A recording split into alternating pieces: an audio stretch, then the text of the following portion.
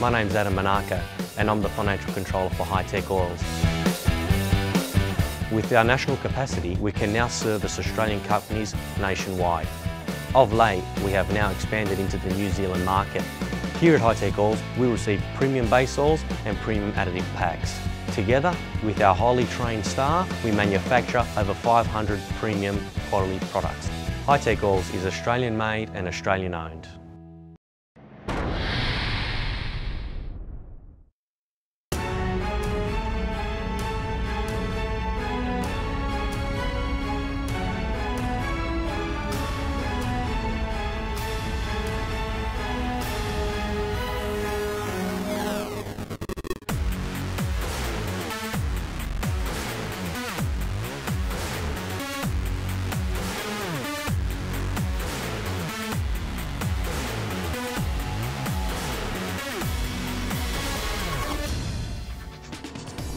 Hello and welcome once again to Sydney Motorsport Park for the opening round of the Hi-Tec Oils Australian FX-Superbike Championship of 2018.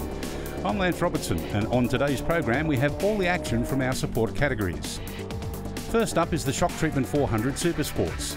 We saw some outstanding competition in last season's championship, won in convincing fashion by Max Croker. There were also some star standouts like KTM rider Keogh Watson, who is back for 2018 and aiming for much bigger things after finishing 4th last season. Becky Lamb is with the KTM rider right now. Keogh Watson, you finished 4th in 2017. 2018 is a whole new season. What do you expect?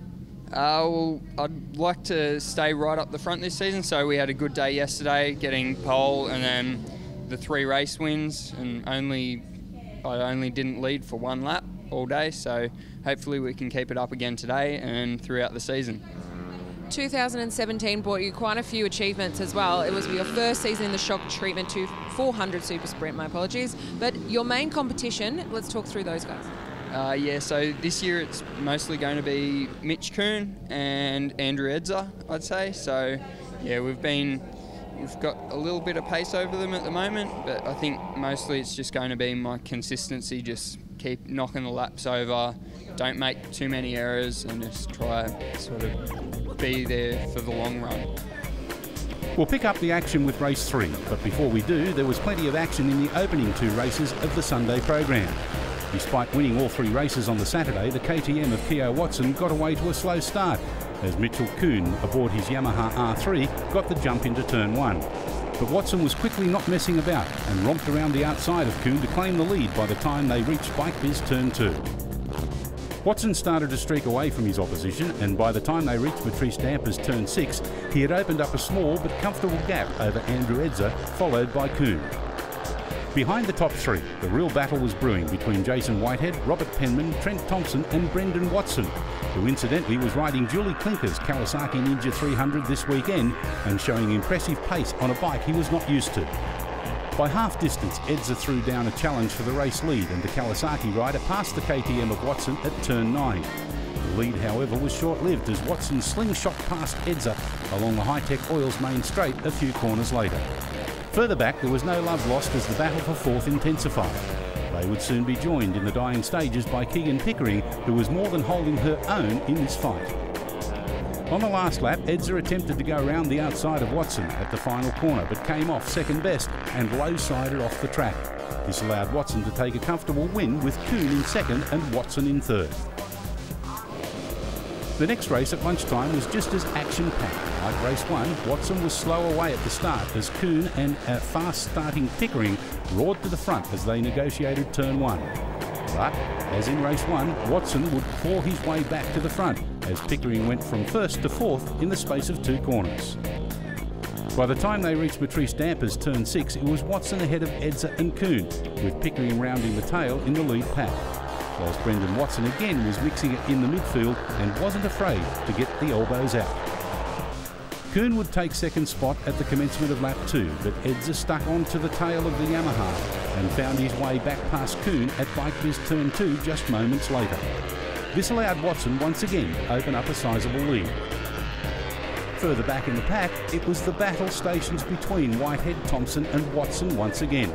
The trio were passing for positions quite a few times during the 6-lap encounter, whilst giving enough respect to their opposition. As Edza and Kuhn continued their race-long fight for second place, Watson would race away to take out this second race unchallenged. Edza would fend off Kuhn right to the line and take second place, whilst Keegan Pickering stayed out of trouble to finish fourth. So here's the grid for race 3. Kia Watson starts from pole ahead of Andrew Edza and Mitchell Kuhn. On row 2 we have Keegan Pickering, Robert Penman and Brendan Watson. Row 3 sees Jason Whitehead, Trent Thompson and Craig White. And on the 4th row we have Kevin Cochran, Cameron Shaw and Kurt Johns. But the person to watch here is Keegan Pickering, 40-odd kilos. Yep. She comes from nowhere and just motors past everyone. She certainly does. She's on the second row of the grid. She has a bit of an opening aperture there between Keogh and Andrew Edza. And look at her, she gets a blinding start again, does young Keegan Pickering. She is the pint-sized pocket rocket on a pint-sized pocket rocket. But Keogh Watson it is that swoops around the outside and gets the whole shot at the end of the Hi-Tec Oils main straight through turn number 1. Can he block his line there? I know that his father sitting next to me there would be extremely proud of him if he can manage to do that, and he does so. That's a brilliant start. That's the first decent start he's had all weekend. But the boy who's behind him, Andrew Edza, is very quick around the back of the track. Keogh's got a bit of a horsepower advantage this weekend. I don't mind admitting that. It's good. Yes. But Andrew's very quick around the back, especially through 11 and 12. How important is it, the training that you've been able to give him to block those sorts of openings? Late last year he left openings wider than a barn door on occasions, and everybody, including us in commentary, was constructively critical of that happening. Well, I'm to blame for that, because I showed him the lines that I race when I'm going very fast if there's no one behind me. But I didn't tell him that this is not the line you race when you've got people up the inside of you. So now I've educated him that you need to look behind and have a look and see where they are, and don't leave that big gate opening. Well, halfway point of the opening lap, Keogh Watson's made every post a winner at the moment, and without wanting to put the commentary mockers on him, looks like ending up with a perfect score at the end of the day. The battles, though, will continue throughout, and some of those including people like even Craig White, who's a stalwart in all of this. Well, we've got Craig White, Robert Penman, they're fighting out the FOB thing. And we've also got Brendan Watson there, and it's like a three-way duel. There's no love lost at the moment. They've bumped elbows. They're actually having a go at one another in the pits. It's all what it's about. On screen now is Brendan Watson. Definitely his figure, not Julie Clinker's. Beg your pardon.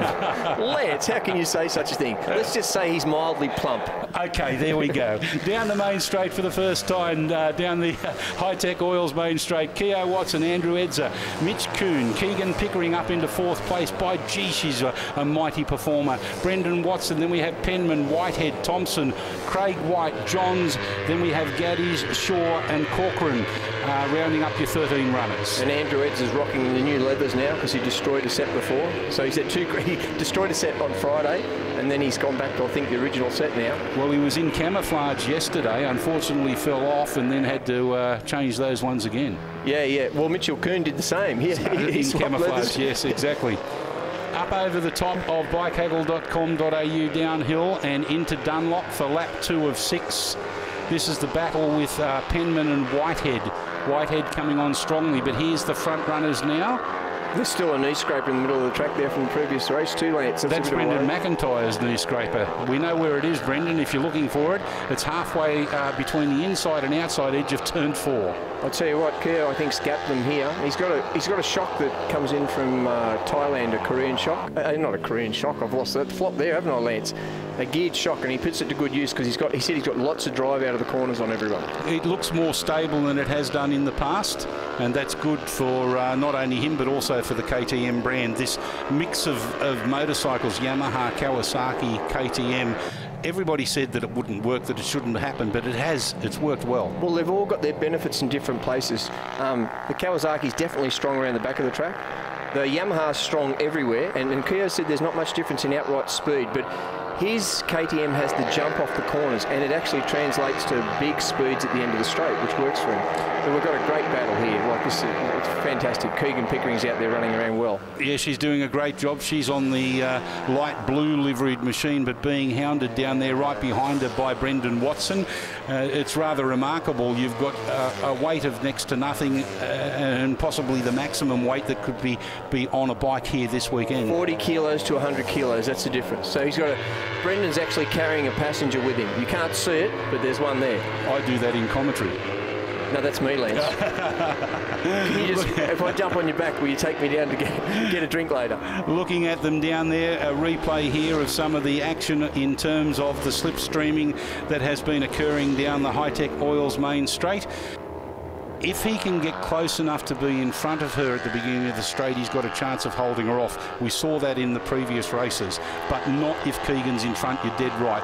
The lightweight nature of Keegan's physique and the bike, it just powers on, and he doesn't have enough girth in front of him, if you like, to slipstream properly. No.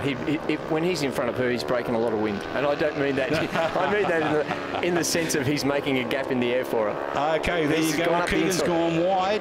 Brendan tried to get up the inside. In the meantime, Keogh Watson on board machine number 43, the Silcoline Gears Racing C&M Motorcycles self-storage KTM RC390 continues on his leading way. His lead was 3.5 seconds. Let's see if he's been able to increase that or at least maintain it over the last lap, ahead of Andrew Edzer in second place. I was saying some of the fellas back, the FOB guys, aren't tucking down enough. You've got to be right under that screen. But I was actually informed that some of their bellies are too big and they can't get down over the tank. Keegan Pickering, we've lost her by the looks of it. She's dusted, busted and disgusted on the outside. I think you'll find that that may well have been at Shark Leather's turn.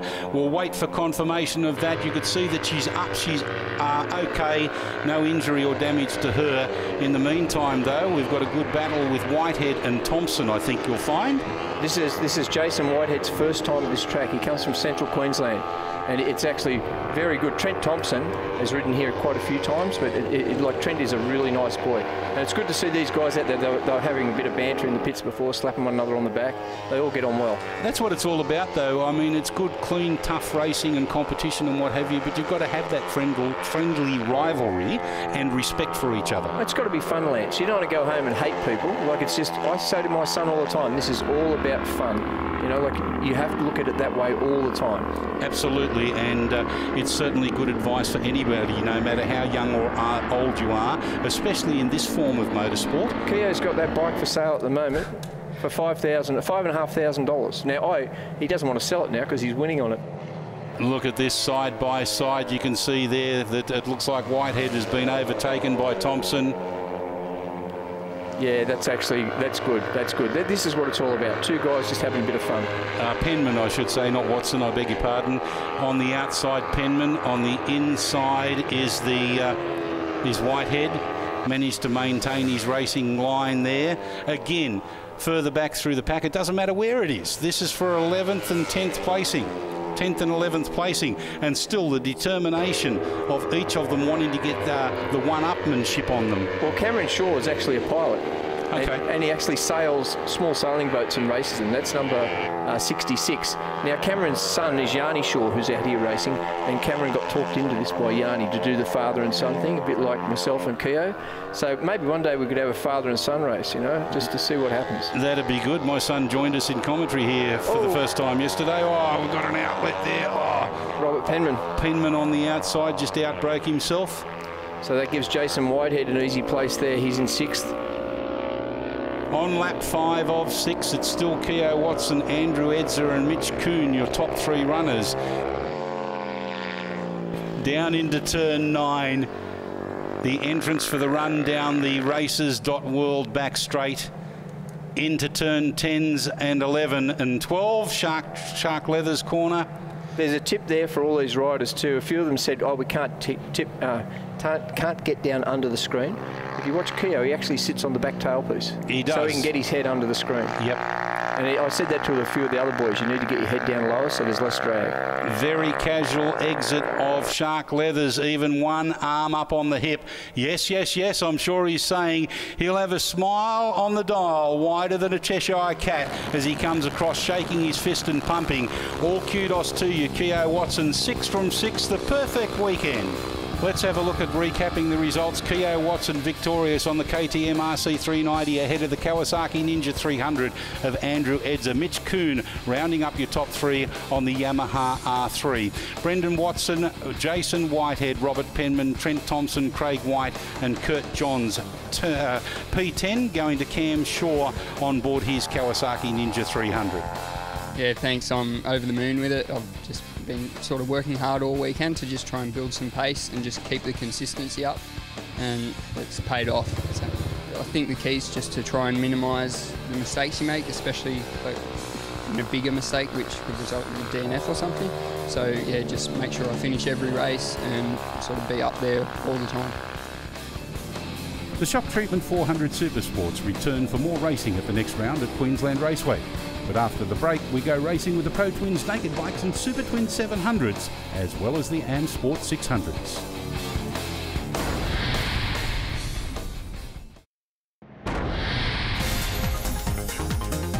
Thanks for joining us again at Sydney Motorsport Park for our continued opening round coverage of the 2018 Hi-Tec Oils Australian FX Superbike Championship.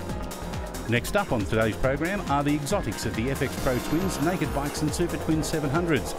And one of the leading contenders for the 2018 title chase is also doing double duties in the bikehaggle.com.au Superbikes. It's Ryan Yanko, and he caught up with Becky Lamb earlier today. Ryan Yanko, you're a busy boy this weekend. You're racing in two classes, in the Pro Twins and in the Superbikes. Talk to me through the difference in the two bikes and when you get on them and how you change your mental setup. Definitely both classes are different. The Superbike class is a lot more competitive with a lot faster riders out there. The tyres are different as well between the two classes, so playing with setup on the bikes to try and get the best out of what we have to run here this weekend. How does it feel to be riding those bikes and they're two different things? How do you switch from one to the other in your head? It's sort of, yeah, all in the head. You just flick the switch before you hop on the bike and get out there, and after the first couple of laps everything sort of falls into place and yeah, it sorts itself out. How do you feel about the competitiveness in the Superbikes class this year? Yeah, really good. It's a competitive field. There's a lot of really fast riders out there, and happy to be up close to the front of it anyway and mixing it with those guys. So. Before we pick up the racing action, let's have a look back at races 1 and 2. In the opening Sunday race, it was Ryan Yanko who commandeered the early lead ahead of the Yamaha of Brendan Watson and the Aprilia of Nick Marsh. Watson's stranglehold of second was brief as the Aprilia forced his way through at Matris Dampers turn 6 and charged towards Yanko and the Ducati. Marsh would cling on to the Ducati for much of the 6-lap journey, and despite trading similar lap times, Marsh and the Aprilia couldn't find a way to get past. That was until half-race distance when Marsh got into the tow behind Yanko and flew past him on the approach to turn 1. Despite Yanko's best intentions to stay with the Aprilia, Marsh was just too good in the opening Sunday race, taking out the win by almost 2 seconds. Watson fell back on his Yamaha FZ1 to finish in third, more than 10 seconds behind. Conditions were significantly hotter when they took to the start for race 2 around lunchtime, and everyone thought Yanko and the Ducati would again gain the upper hand thanks to the well-rounded V-twin torque. But it was Marsh and his Aprilia that led into turn 1, with Watson tagging onto Yanko in third. As the top 3 started to pull away into their own battle, Aaron Breesy and Simon Galloway were having their own battle for 4th position, a battle that would continue for much of the 6-lap distance. It was also a welcome return to the Pro Twins and Naked Bike class for Galloway, having previously won the title quite some time ago. By lap 2, Yanko was growing tired of playing second fiddle to Marsh and charged his way back to the front at Bike Biz turn 2. From there, Yanko would clear out and open up a sizable lead. Whilst further back, Aaron Smith tagged on to the 4th place fight developing between Breesy and Galloway and would claim 4th in the dying stages. Back at the front, it was all smooth sailing for Yanko as he cruised into a 3-second win ahead of Marsh's Aprilia. Watson again finished third aboard his Yamaha. So this is the grid for the final race of the weekend. The front row consists of Yanko, Marsh and Watson, with Aaron Smith leading the way on row 2 alongside Aaron Breesy and Simon Galloway. On row 3 we have Craig Masters, Steen Walsh and Bill Birdsey, whilst on the 4th and final row we have Kevin Corcoran and Luke Ruckley. Good start by Nick Marsh. Yep. An excellent start from the middle of the front row of the grid, and he'll take up the running as they head down through turn 1 for the first time. Yes, Watson, another good start from Brendan. He's up in the third, and in second place is Ryan Yanko on 1.82. Well, they're a little bit more settled and circumspect on the opening lap this time around. Normally it's a gaggle of them all down there, but line astern, very, very quiet by comparison. Yes, as I head up over towards bikehaggle.com.au over the bridge, and it is still Nick Marsh leading from Ryan Yanko and Brendan Watson. Then we've got Breezy, Masters, Smith, Walsh and Galloway up out through Dunlop and make the run up the hill towards Matris Dampers. And it is still Marsh, but Yanko now lands right on his back tyre as they come around the back of Shock Treatment Hill and head down towards races.world. Yeah, Ryan Yanko winding up that Ducati 1299, the Better Pork Kabuto 5 gloves entry. He'll be a real force to be reckoned with, not that far away, I'm sure. He's been fairly dominant in this class, although having said that, you've got to make all credit to Nick Marsh on his Superbike Source GTH equipment, roofing, S-Market, High-Mead, Signs, Aprilia RSV4. Yes, gets a big handful of throttle as he comes down out of Shark Leather's turn 12. Gets himself set up to make a run on our race leader, who at this stage is Nick Marsh on 15. Bit of movement back further through the field. It looks like number 35 coming through. That's Aaron Smith on the 4SR Australia Aprilia. Yeah, just overtook Simon Galloway. Now has Masters in his sight, just ahead of him. Down they come into bikebiz.com.au. Around through that left-hander, so it's Marsh from Yanko, Watson, Breezy, Masters, Smith, Galloway, Walsh, Buckley, Corcoran and Birdsey. They're the top 11. Over bikehaggle.com.au down into Dunlop, and all the change almost took place then through Dunlop, but not to be. Up through to the Matris Dampers. Now on the inside is Yanko, but Marsh covers his line through there around the back of Shock Treatment Hill. Getting away a little bit as Marsh, but Yanko will close that down coming into races.world as they line up for the left-hander, or the right-hander, sorry. Come down into the right-hander. They both keep a nice tight line through there, and down the races.world straight and heading over towards Shark Leathers once again. Yeah, good lead there, comfortable lead at the moment, but still a lot of pressure being applied by Ryan Yanko. These two riders, of course, part and parcel of the FX Pro Twins Formula One. All V4 cylinder bikes over 990 cc's, or 3-cylinder over 1050, or 2-cylinder 4-valve water-cooled engines over 1100, and all 2-cylinder air-cooled engines over 1610 cc's. Are classified as a Formula One entry in this FX Pro Twins class. Marsh still holds onto the lead down through bikebiz.com.au. Yanko is all over the back of him now, just trying to force him into a mistake as they come up over bikehaggle.com.au. Down the inside, looked for an inside line at Dunlop was Yanko, but nothing there for him as they settle back in line astern again, out through Dunlop, the last left-hander at Dunlop, and up to Matris. Here he comes up the inside. Ryan Yanko manages to do it, goes right across where all that oil line was and dusted down. Had to slow it because he needed to keep the bike more upright. That's allowed Nick Marsh to come back and assume again the race lead. Yes, it was. He takes him down through Ryan Yanko again. Races.world. Too wide. No. Might have just up onto the back wheel, a bit of shimmy and shake. Oh, Yanko, what a bold manoeuvre there to take up the running again.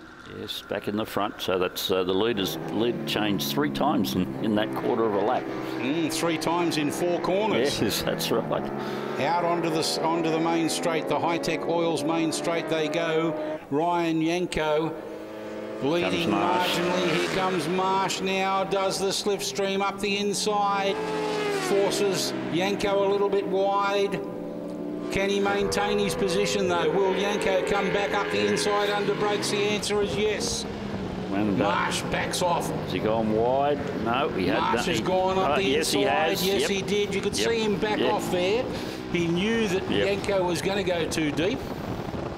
Yanko fighting back on the outside. Oh, sliding over the top of the oil, up onto the back wheel again. Yes, they gets a good launch there, doesn't he, from bikehaggle.com.au. He tries it up the inside of Dunlop. Very tenacious indeed. What a determined piece of throttle action that was. He was very lucky to stay on that, Lance. Side by side again, up into Matris suspension. Yanko's gone a little bit wide. Marsh can't get the power down to the ground like he did last time. Down into races.world around the back of Shock Treatment Hill. Just watching further back down through the field. It is Yanko in front of Marsh as they come down through races.world. See them around the back now, watching a couple of the back markers. That's number Galloway. 7, that's Galloway, young Simon Galloway. And behind him is Smith. Smith, yeah. Galloway's just overtaken Smith. Relegated him a little bit further back than he would like. I think he's actually probably made a mistake or got maybe missed a gear or something like that, because he and Galloway were much closer to each other than what they are, or what they were. That entry is the Evo Racing Australia Pirelli Pirabon X60R of Simon Galloway. Pirabon, of course, primarily being the framework design of most bikes. Engineering. Okay, 27 just Craig Masters, sorry. Yeah, the 21 of Masters and the 12 of Walsh having a good battle. A little bit further back in 7th and 8th placing. Yanko heading Marsh, Watson, Breezy, Galloway, Smith, Masters, Walsh, Birds and Ruckley. On the second last lap, 5 out of 6 up over the top of bikehaggle.com.au hill is this battle for 7th and 8th, being held down at the moment by Smith, just ahead of Masters, Galloway in front of them, Breezy in front of them, and then the front 3 runners, Ryan Yanko, Nick Marsh and Brendan Watson. Through Matris Dampers, 21, Masters. Hold Smith out as they head down around the back of Shock Treatment Hill. They start their final lap as our leaders, Yanko and Marsh, are well on their way to completing their 6th and final lap. So they come round the back and head in towards Bike Haggle. There they are at the top. Brendan Watson back in 3rd place. If he could have been close enough to Nick Marsh, might have ended up with 2nd on the day, but as it stands at the moment, Ryan Yanko leading with 145 points, should finish ahead on 143 of Brendan Watson and a 123 of Nick Marsh overall for their races on the weekend. Yanko has it well in control as they come down into races.world. Having said that, he's coming on very strong. Yanko's only got a fault of mine early. He had a different line there, getting good run down races.world into the Shark Leathers turns 11 and 12. Galloway's gone down the inside of Smith, but Breezy now to move up to 4th spot. Yeah, good effort there from Simon Galloway. Breezy's not really given up the chase, but here it is for Ryan Yanko. Finishes in fine style. He'll take the weekend out ahead of Nick Marsh in 2nd. Brendan Watson, a lonely 3rd placing. Aaron Breezy, Simon Galloway, Aaron Smith, Craig Masters, Stain Walsh, Bill Birdsey and Luke Ruckley rounding up your top 10. That was a really tough race. Nick put a lot of pressure on me, and I think we swapped the lead about 4 or 5 times. It was really good. Nice clean racing, plenty of overtaking, so happy that I got 5 out of the 6 races in 1st position. So, and yeah, it gives me a good lead at the QR as well when we head up there. Well done to Ryan Yanko, who dominated all but one of the races in the opening round of the Pro Twins Naked Bikes and Super Twins 700. We'll see them again in full anger at the next round at Queensland Raceway. But right now, it's time for the AM Sport 600 standalone race for the older model Supersports. We had some really good racing last year by the men and women contesting these races, and this year each of the standalone races will count towards the championship. So here's how they line up for the 6-lap encounter. Robbie Tesserero will start off the front row and on pole position, with Brad Glennon and Brian Bolster alongside him. Row 2 is Aidan Pellegrin, Mary Molina and Hayden Kinman. On the next 2 rows, we have Brooke Ernst, Daniel McCartan, Gavin Moody, Matthew Franco, Justin Case and Cameron Harbour. In the starters' hands now, 6 laps duration to close the program here at Sydney Motorsport Park. Underway they go. Looks like Robbie Tesoriro's got a good start on the outside, but coming up there's Brad Glenn and he's going to challenge him. But Tesoriro it is that leads at the end of the Hi-Tec Oils main straight. Yes, round the back they go and head over towards bikebiz.com.au corner, and already Tesoriro, he has dominated this class this weekend. This is the Matris Dampers AM Sport 600s. I think he's won. Well, I don't know. I'd have to go back through the records there, but I don't know whether he's been beaten this weekend either. Has he in this class? I'm not quite sure either, but it doesn't matter. This is the standalone. Forget about what's happened in the past. Right. That's history. Now we're looking at the present in terms of Robbie Tesoriro doing as good a job as he can on the Landbridge Transport Yamaha R6. He wants to go out on a winning note. There's no doubt about that, and he's opened up rather a sizable lead at the moment over the 39 of Brad Glenn and the Ultra Spray truck painting Suzuki GSX R600. Then the next one through is Bolster. Then we've got Ernst, then Pellegrin, Moody, Franco, Case, Harbour, McCartney, Molina. There's Mary Molina now, McMahon, Edza and Chapman. So round the back they come, down out of bikebiz.com.au and head down towards Races World, races.world. And very good, coming off bikehaggle.com.au hill. There's 26 is there, that's Ernst, and 67 is Pellegrin. They're battling it out for 5th and 6th position as they head down the Hi-Tec Oils straight for the first of 6 times. This is all about showcasing the older model 600 Supersports, showing that they're still capable of great competition and friendly rivalry out there. They are not the most modern of 600 Supersports. They've got a little bit of wear and tear on them, just like the commentators up here.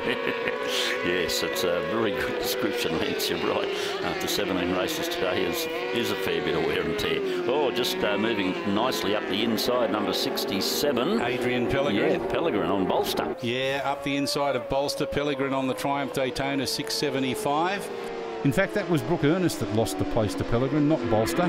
But as we take another look at that pass down at Bike Biz Turn 2, you can see that Ernst carried a little too much and went wide slightly, and Pellegrin saw the opportunity to duck down the inside and take 4th spot on the road. Just look at the size of the field that is still prepared to front up for racing. It just goes to show you how much all of these riders love their racing. I dare say if we had another 17 events still to do, they'd still be out there in great numbers. They just love their racing. Lights. They might, that's all right. They got lights here. They got lights, but it's just great. The enthusiasm of all the riders is just it's infectious. So it's really great to see. That's what the premier privateer racing categories of motorcycle racing is all about here, as part and parcel of the 2018 Hi-Tec Oils Australian FX-Superbike Championship. The FX series is in its 22nd year and certainly just continues to get stronger and stronger, doesn't it? It certainly does. As the riders now come around, we're in mid-race distance. They come around this time, they will be starting their 4th lap. We are almost halfway through the final event, the Matris Dampers AM Sport 600s. This is for the older model 600s, and Robbie Tesoriro is the rider who is leading with a 2.6-second lead. He's riding machine number 46. Brad Glennon on 39 is in 2nd place, and in 3rd is Bolster on 22. Pellegrin on 67. Fastest lap at this stage going to our race leader Tesoriro with a 1:38.5. The other riders are all in the 39 plus. Yeah, 39.3, 39.4, 39.3. Yep. Then we get into the 140s a little bit further back, so he is dominant by a good 0.8 up to a second. A good manoeuvre there up the inside. Heading down into bikebiz.com.au. Both riders not wanting to relinquish it, are they? No, that was Case and Franco. Yeah, Case and Franco. Yeah, Franco's been forced a little bit wide. Case got up the inside. In the meantime, Robbie Tesoriro on board the Landbridge Transport Yamaha R6 quite comfortably in front, as we mentioned. He's got about a 3-second lead, if not more. Yes, sorry, third second. Third second, yeah. Tesoriero now 2.98 second lead from Glennon. He's just put in his best lap as well, a 1:38.7, so it's only 0.2 slower than Robbie Tesorero's best lap. 2 laps after Tesorero put it down. As we can see that there's still plenty of action happening with riders getting up the inside. That was Pellegrin up the inside of Bolster. There's no big pardon between these two, is there? They've been swapping places constantly right throughout the Matris Dampers AM Sport 600s. And no quarter asked or given. Glennon, a fairly lonely affair, isn't it? Ultra spray painting, truck painting, I should say, on his Suzuki GSX-R 600. Out of the final turn, this battle for 7th, 8th and 9th placing being held down by Mary Molina as our race leader commences his final lap for the rundown Hi-Tec Oils front straight through turn 1. The riders are back there, 4.6 and 5.1 back. That would put Tesorero at possibly at races.world, I think, our leader. Oh, look at these two side by side. They're on their final lap. It is the final race of the program, but they're not finally over with the competition, are they? They are not. They're going to take it right down to the wire. Yep. Yes, and they'll all share a drink and a handshake this afternoon, and we'll relive at the presentation tonight every lap of these 33 races we've had this weekend. Yeah, how many true stories are we going to listen to? How many tall tales will be told? Right, But it's all about the fun and the proximity of close racing like we've seen throughout the entire weekend.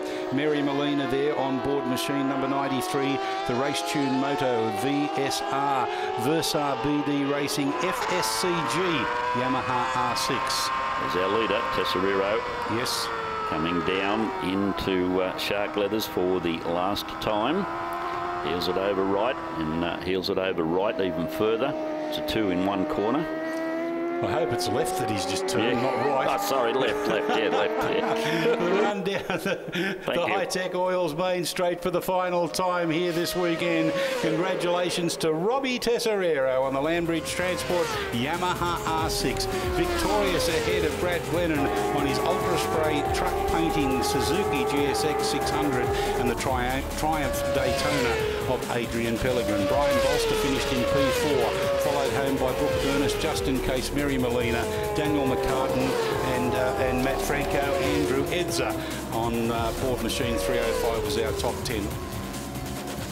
Yeah, we had a really good day yesterday, and we were setting some pretty good lap times, some pace, and working with the suspension. And conditions today were a little bit different from yesterday, so the setup that we had for yesterday didn't quite work as well today. But we worked through the day. The guys in the team did a really good job to get me onto the podium today, and I'm grateful for it. There's more racing to come from the Hi-Tec Oils Australian FX Superbike Championship coming up after the break, as we bring you all the action from the Races World Formula Oz class.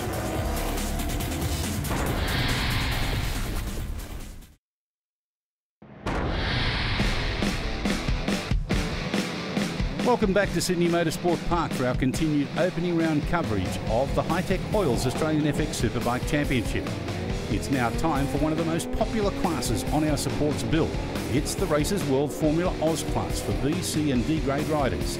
Last season, Brett Kitchen took out the Formula Oz B grade title in the final race of the year. This season he moves up to the Superbike class but remains a fan of this class of racing, and Becky Lamb finds out why. Brett Kitchen, you're the Formula Oz champion of 2017 and you've stepped it up this year to Superbikes. So talk me through the difference in the two bikes. Well, I'm actually riding the same bikes, but the class rules are different in Superbike compared to Formula Oz. So Formula Oz, you can really do any modifications you like to the bike, pretty much. You can do anything to the engines, you can hot rod them, you can do anything to the chassis of the bike, really. As long as they still look like a bike and they're in safe condition, you know, you can race whatever you like. So last year, despite having that freedom of rules, I was riding these bikes anyway, engines unmodified. The other thing with Formula Oz is you can run any tyre you like and any number of tyres. So the main difference in Superbike this year, you've got restriction on what you can do to the bike. and you've got a control tyre. So you've got the Dunlop control tyre. You're allocated 3 sets for the weekend, and that's got to do qualifying and all of the racing on Saturday and Sunday. So take us through some of the differences like you've just done in comparison when you're actually racing the bike. There's obviously different challenges that you've got to overcome. Well, probably the biggest challenge in Superbike is you really got to bring your A game, because you've got all the A game players here and some very experienced people here that are quite fast. So you're with the top step guys, and so then everything's got to be right. The bike has to be perfect. You have to have the bike perfectly dialed into the tyres, because if a bike's not dialed into the tyres, you wear those short allocation of tyres out, you wear them out more quickly, and you'll be slower. So everything's got to be on point. We'll be picking up the action with the third and final race on the Sunday program, but let's have a look at the previous 2 races today. Race 1 was unfortunately dogged by 2 crashes that brought out the red flag. In the first attempt, Simon Barbachetto got the early jump from the rest of the field and led into turn 1 with Joel Rhodes slotting into second. Brett Harper would settle into third the first few corners before charging his way into the lead at Matris Dampers turn 6 on the opening lap. As they started the second lap, Simon Barbachetto was sitting comfortably in the top 3 before losing the front end of his Yamaha R1 at Bike Biz turn 2 and landing on the outer apex. Further problems arose around the back of Shock Treatment Hill as Owen Ironside parked his BMW S1000RR with mechanical issues and thus bringing out the red flag. The race was restarted a short time later. However, it would go no further than turn 2 as Daniel Ayash overcooked it on the approach and was too late to stop his Ducati, colliding with another rider in the process. The race was declared with half points awarded. Many were hoping for an incident-free race 2, and their wishes were answered. David Birch aboard his Kawasaki got the whole shot at the start, with Harper and Lee Appleby following behind him as they went through turn 1. Birch would remain in the race lead for 2/3 of the opening lap before Harper found a gap at Races World turn 9 and claimed the race lead from there on. However, Birch wasn't going to give up the race lead without a fight, and the pair turned it on for the fans over the next few laps. The battle for third was just as interesting, as Appleby duelled with Christian Carroll and Michael Jeffrey during the early stages of the race.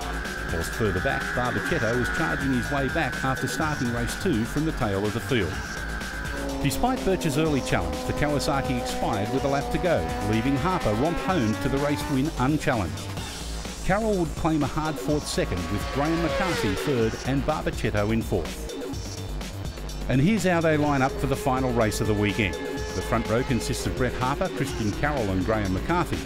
Simon Barbachetto, Michael Jeffrey and Somfort Rosner complete the second row. Simon Spicak, Mark Wolford and Mark Nassif occupy the third row, whilst on row 4 we have Christian Deering, Lee Appleby and Will Stewart. The sun setting at the end of the main straight here could cause a minor drama or so. You can see the reflection on the Hi-Tec Oils signage on the left-hand side of the Hi-Tec Oils main straight. But here we go, underway now for the final time in the Races.World Formula Oz race, heading down into the whole shot. I think you'll find may well have been Christian Carroll. Down into, I think it might be Brett Harper now who's taken over the lead, yeah, and I think also Barbachetto got away to, oh! 2 of them off, 3 of them off, make it 4. One down, so the racing will continue. There's no break in that. One of those was, I think that might have been Simon Spicak on machine number 42 who was involved in that. Just all of them outbroke themselves, I think, Lance. You were correct, Dave. Harper, Barbachetto and Jeffrey, your front 3 runners at the moment. So out of Dunlop they come after coming down the run from the Bike Biz corner, bikebiz.com.au, and down the hill into Dunlop. Now they're heading up around the Matris Dampers corner, and a slower pace at the back. I can't see, there's no... the pace seems to be just a little slow, Lance. Yeah, it is a little bit. I think everybody's a little bit circumspect late in the afternoon. It's been a hot, long day. The sun will come into play. It will be a factor, especially when they come down the Hi-Tec Oils main straight into turn 1. Just looking at Simon Spicak there. Yep. That's his machine there. Yeah, the number 42 of Spicak doing a good job throughout the entire weekend on the Spicak Transport BMW S1000RR. But our race leader Harper doing a fantastic job, Brett, on the Team Gast Racing ASR Wealth Advisor. Pizza Pasta Please, Harper Cleaning, MYM Consulting, Suzuki GSX R1000. Barrichetto is there in second, Jeffrey is third, McCarthy is fourth, then Deering, Rosner, Nassif, Spicak, Berman, Colpin, Appleby, Carroll, Stewart, Smith and Fairley. But Brett Harper, Lance out in front, and 1.8 second lead now into second sector, so he's really making this every race, every turn of the wheel a winner, isn't he? He certainly is. Harper, Barrichetto, and then we've got Jeffrey, Michael Jeffrey on the Motor Racer Powerhouse Group Yamaha R1 is doing a good job to take up the challenge and at this stage be on the podium. Yes, it's good to see Simon Barrichetto up there in second place. He's had a less than successful weekend so far. He's had a few mechanical issues and this and that and the other thing happening to him. So it's good to see him up there battling for a place on the podium. So it is the Suzuki of Harper that's leading the Yamaha of Barrichetto and the Yamaha of Jeffrey in third place. But the battles are still raging on further through the field. We have McCarthy, Deering and Rosner in fourth, fifth and sixth placing. Yes, they're coming down the Races.World straight now, tipping into Shark Leathers. That's Carroll that's leading a bunch of five, Berman, Appleby, Colpin and Stewart, and they're battling it out for 9th through to 13th place respectively. It's doing a pretty good job there, pretty solid exact lines there, just drifting it out as far as they can to the yellow line, almost to the concrete apron there as they head down the Hi-Tec Oil Straight, head over towards Bike Tech and of course up then down to bikehaggle.com.au hill.